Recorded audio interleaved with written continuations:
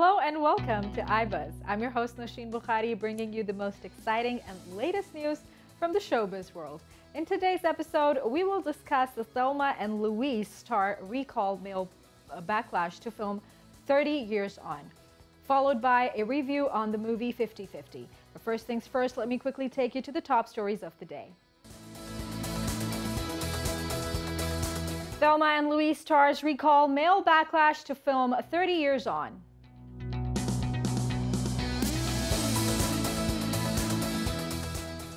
Warner Brothers reportedly asking Matt Reeves to cut down the Batman.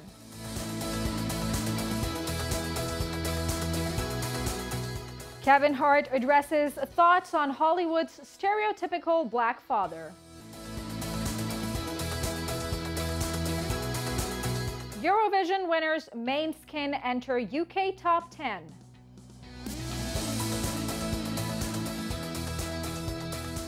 And Jonas Brothers unveil Tokyo Olympics medley.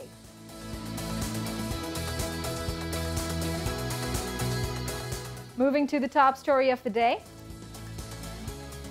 30 years ago, Gina Davis and Susan Sarandon were propelled to new heights of stardom for their leading roles in crime drama Thelma and Louise. Now Hollywood royalty, the pair attended a special screening to mark the film's 30th anniversary on Friday. At the event in Los Angeles, David and Sarandon considered the film's impact.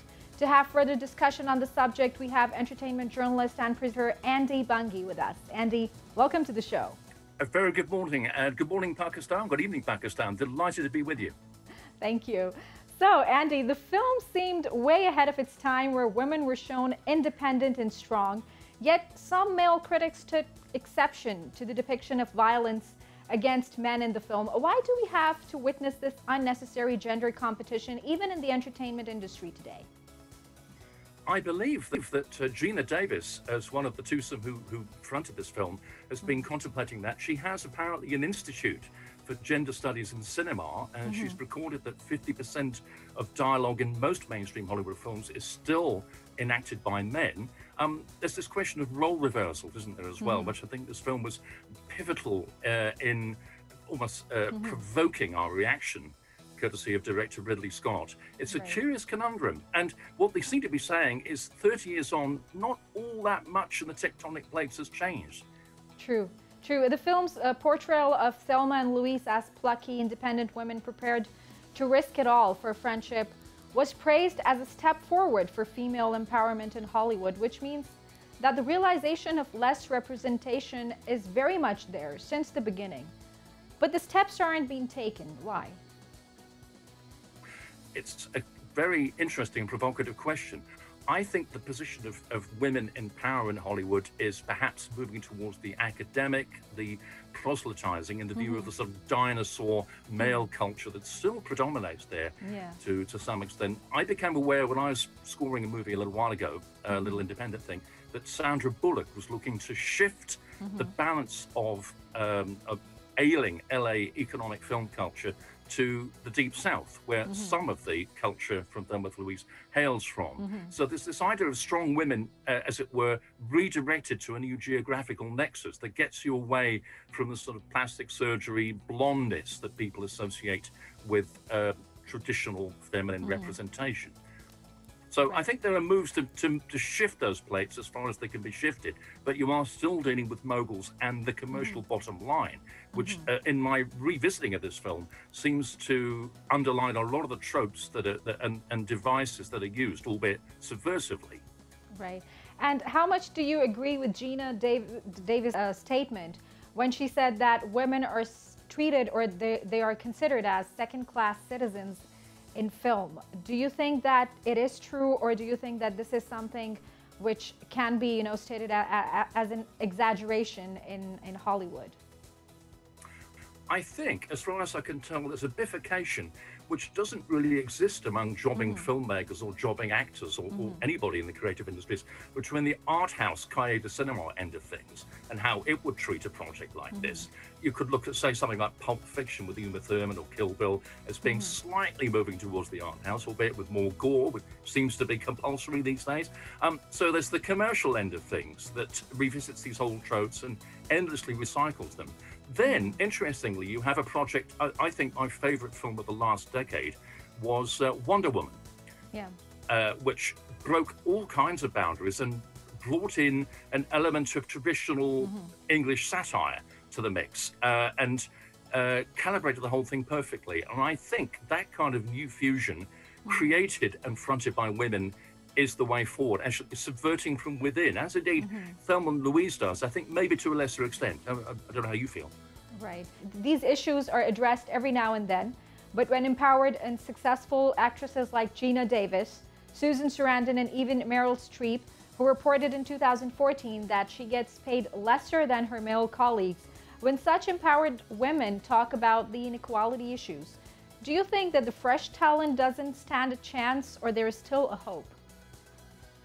I think it's still very, very hard, isn't it? I was talking to somebody, a musician colleague of mine the other day, about the fact that in his observation, there are many people in Los Angeles who combine a day job with working casually in films, and they, as extras, they have a living. And the great thing is that they're not motivated by becoming starry and thereby making the commercial compromises, being molded the way that very often women are in pop music videos, that sort of thing, which interestingly is the background to the screenwriter of Thelma and Louise. She was dealing with these sexist tropes day in, day out, and was trying to find, apparently, via country singer Pam Tillis as a muse, a way through this to kind of subvert it a bit in terms of the screenplay. So there's this jobbing actor thing that is way below the radar. We don't see it.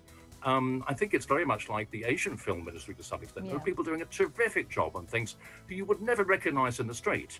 And they'd rather prefer it that way because they are gently subverting these tectonic plates, and they're getting them to shift from within. Particularly women as technicians. This is a big project in the UK now with our trade union Bectu to bring women into the forefront, the organic composition of films, so they have a handle and an influence at everything, the organic composition of the whole shebang. Right. And Andy, of course, like you said, that there is a long way to go, but a lot has happened over the years, especially the year 2020 and 21. A lot of women directors won, a lot of, filmmakers, women filmmakers, they stepped up. How much change do you feel over the years when it comes to women in the entertainment industry? How much change do you think has occurred, and it can, open more doors? Well, I think in a sense, I'm going to have to take a male point of view here, that I try to be a feminist, as all modern men, I hope, try to do. There is an element in which you are looking at the traditional male backlash and the structures that it has fostered, which are, again, it's like turning around all tango of those tectonic plates. It's a slow, organic process. I think it's probably true to say that women are generically very good at slow, organic processes. They're strong and patient and kind and wise.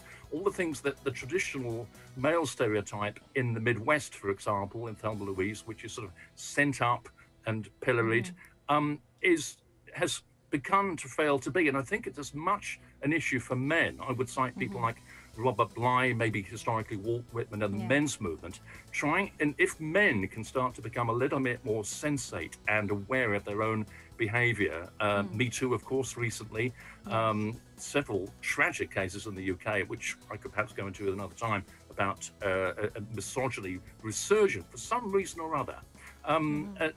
These sorts of things, if they're addressed, then women's counterbalancing gentleness and infusion of this change, I think, will become more apparent. And who knew that Gina Davis, through the male-dominated entertainment press in the UK, in the US, was doing this marvelous thing of scoring gender balance in movies. So literally, you have the scientific evidence in front of you of essentially how good, how true to modern life a movie is. Right. Talking about gender balance, in almost 72 years history of the Cannes Film Festival, only one female director, Jane Campion, has ever won the prestigious Palme d'Or Prize for Best Film. Furthermore, just 86 movies by female film directors have ever been in competition for the festival's main prize, compared with more than 1,650 films by male directors. So keeping all these, statistics in mind, why is it that the reliance on the same category, you see that, women, they have a lot of complaints from the male, domination and all, but then the reliance is also on the same category. Why is this so? I think it's extraordinary. I believe, fantastic research there, if I may say so. The last screenwriting prize issued to a woman was, and the only one was in 1935. It's rather like belatedly the maid character in Gone with the Wind, getting that, who was so pivotal to the whole story. Again, mirroring the still extant, sadly, dinosaur racism that happens in that part of the world. These, I think we are dealing with long-reaching metaphors here to do also with gender relations, and that the movement is coming from new ethnic groups, young people particularly. As a friend of mine's daughter has just won a place in the London Media School, and she suddenly sprung forward with these amazing ideas and talent. I hope it's wonderful that you guys as women are playing such a prominent role in this television station. This, in my view, is what will make the change, because as a man, creatively and otherwise, when you acknowledge the yin to the yang in Chinese terms, life is so much more refreshing, stimulating, and true to itself. And I think the same is true if you're making a movie. You have to. You guys hold up half the sky. It's not going to work unless you allow that to flourish. Right. And Andy, last but not the least, do you think that policymakers, while having the realization, still seem to be either biased or reluctant in providing equal opportunities to women? Well, I would just make if I could make a slight additional comment to explain my answer to that. In Thelma and Louise, I noticed some of the male characters are portrayed as stereotypes, and the stereotypes are sort of burlesque comedic as opposed to drama. That said, when men are on the edge, as in at the very end, and in some of the deleted scenes, which to me have a bit more nuance, then you are looking at a more balanced picture. And it's for men to be able to look at themselves as they do in a film like, say, Deliverance or Butch Cassidy and Sundance Kid, where you celebrate the maleness, but also the subtle feminine elements in a kind of a Jungian way that feed into that maleness, that make us function. We were, after all nurtured, and if we stop resenting the fact, we might get somewhere. And the same is true of film culture and its female pioneers now and then and forevermore. Right, right. Andy, it was wonderful talking to you. Thank you very much indeed. Great pleasure to meet you. Have a great day. That was Andy Bungay with his thoughts on Thelma and Louise. And now moving to other story details of the day. With the Batman due to arrive next spring, fans are keeping their fingers crossed that the Matt Reeves movie won't be another DC Universe disaster and will take the Bat franchise back to the heights of the Christopher Nolan trilogy. The problem is that Warner Brothers is no doubt eager for this too, meaning Reeves is reportedly having to endure a lot of studio interference. The latest rumor, for instance, points to Warner Brothers pressing the director to streamline his film. Hollywood star Kevin Hart recently gave his thoughts on the stereotypical black father role Hollywood has assigned. He began by addressing the jail term most, if not all, black fathers serve during the course of shows and admitted his hope for change. Hart also added that he hopes his new film, Fatherhood, sheds new light on the lives of single black fathers. The comedian went on to saying that he talked to Barack Obama and his conversation was about the opportunity. It's a moment to change that narrative. Eurovision Song Contest winners Måneskin have entered the top 10 of the UK singles chart for the first time. The Italian glam rockers climbed to number 7 on Friday with their track I Wanna Be Your Slave. They won last month's contest with their song, and the follow-up has now become the biggest hit by a Eurovision-winning act for 9 years. US pop singer Olivia Rodrigo's single Good For You remained in the top spot for the 4th week in a row. Jonas Brothers have finally released their official Tokyo Olympic song titled Remember This. The song is set to feature new lyrics inspired by the event itself and will be performed live at the main event stage on opening day. Not only that, a special NBC Olympic Dreams performance is also in the works and is set to drop on July 21st, just 2 days before the event's opening ceremony. And that is it from the newsroom. We will be right back after a quick short break, bringing you a review on the movie 50/50. Stay tuned.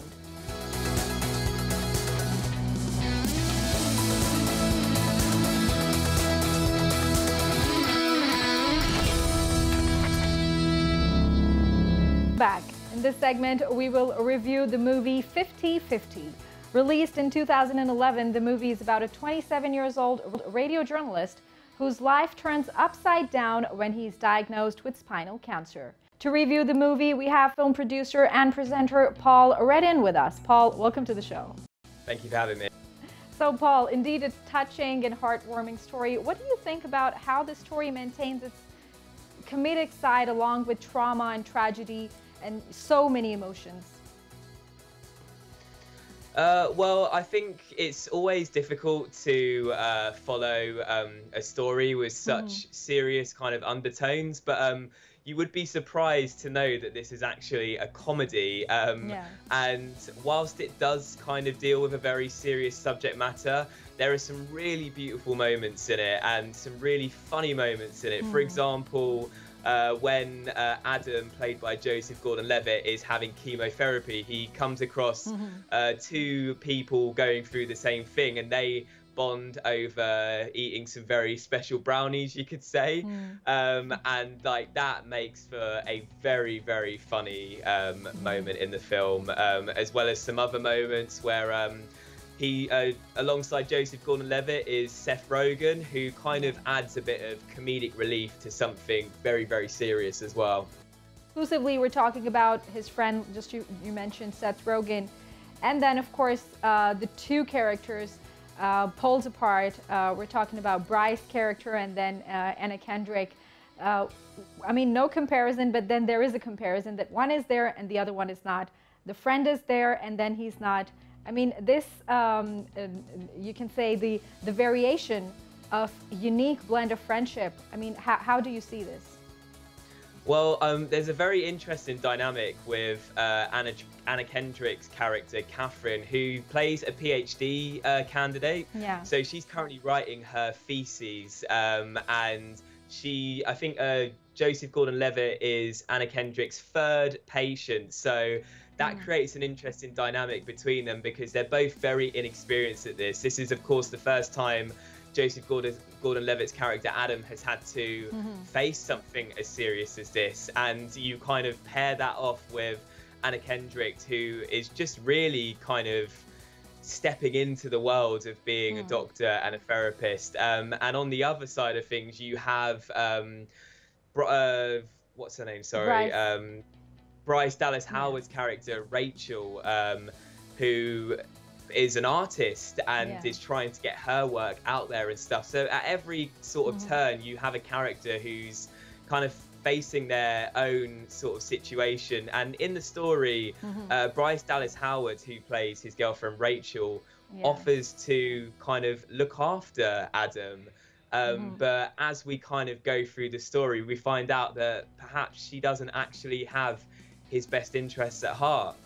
Yes, and the movie indeed talks about finding true friendships, a difficult journey, which of course made a lot of viewers relate to it, just like we mentioned Bryce and Anna Kendrick's characters, that they were the real eye-openers, and which is why the movie caught a lot of eyeballs, so much so that it got an immense rating of 93% on Rotten Tomatoes, which probably they did not expect while making the movie. Yeah, of course, and it was also nominated for the 69th Global Golden Globe Awards. He received the nomination for Best Actor. The film itself was also nominated for Best Picture, although I don't think they actually won that award. They were just nominated, but that's a huge achievement in itself. And about the cast, exclusively when we talk about Joseph Gordon-Levitt, he's of course known for his versatility, and how he indulges into his character in this movie exclusively is the ability that he has mastered. And this speaks volumes of that ability. I mean, what were your initial thoughts when you started watching? Because there's a lot of character development for Joseph Gordon-Levitt in this movie. So how did you find that? Absolutely, and will just sort of start by saying that I think Joseph Gordon-Levitt is a fantastic actor.